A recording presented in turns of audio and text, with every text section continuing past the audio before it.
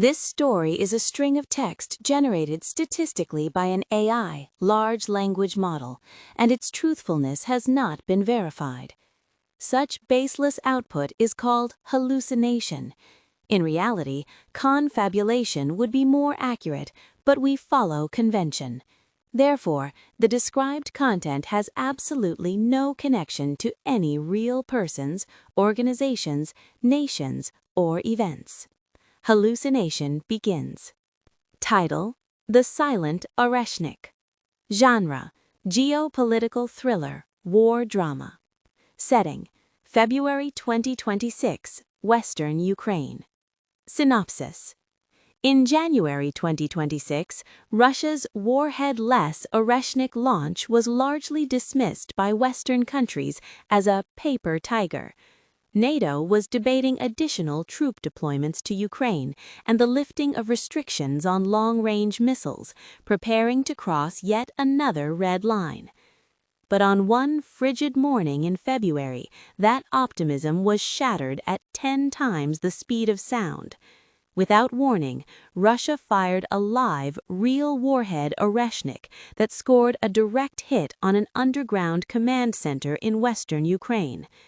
It was not nuclear, yet it brought a terror greater than nuclear weapons to the world. Confronted with the physical reality of an uninterceptable weapon, would humanity press the button or bend the knee? Main characters: Major James Thorne, UK, NATO liaison officer stationed at the underground fortress Object 77 near Lviv in western Ukraine. A man who knows the harsh realities on the ground. Elena Fischer, Germany, young senior official at the German Foreign Ministry. While attending a security conference in Berlin, she struggles, caught between a war-weary German public and the hard-line stances of the United States and Eastern European countries. Alexei Volkov, Russia, missile technical officer at the Kapustin Yar test range. He manages the launch sequence for the Oreshnik, but fears what it will do to the world. Detailed plot. Chapter 1. False Quiet. Early February 2026. All of Ukraine is gripped by extreme cold.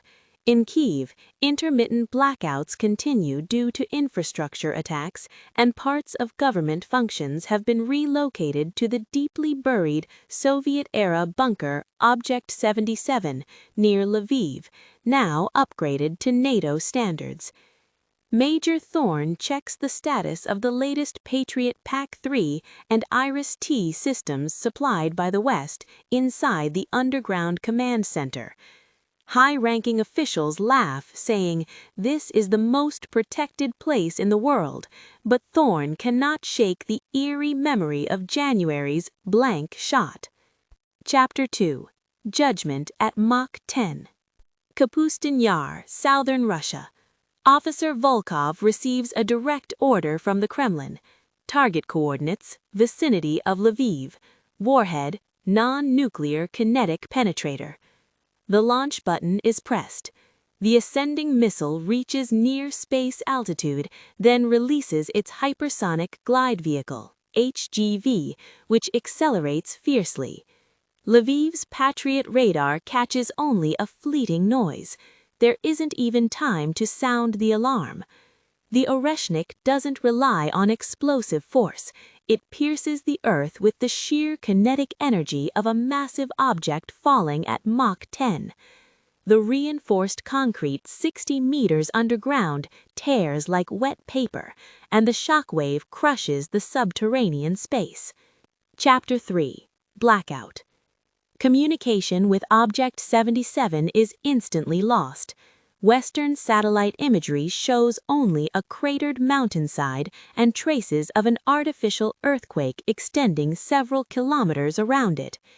NATO headquarters in Brussels and the White House Situation Room freeze. To the question, "Was a nuclear weapon used?" the sensors reply, "No radiation detected."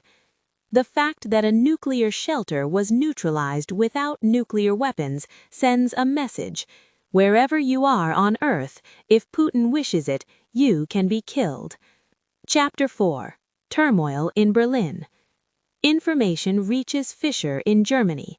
Hundreds of officers, advisors, and senior Ukrainian government officials who were inside the underground facility near Lviv have vanished. Panic erupts across Germany. Is Berlin next? Frankfurt?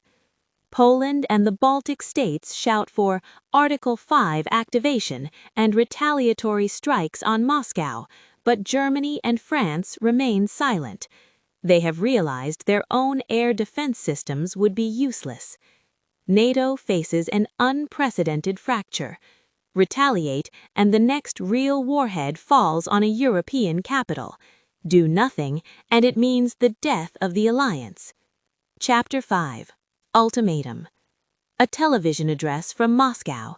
The Russian president, or his successor, speaks calmly. This was a surgical strike against a military target.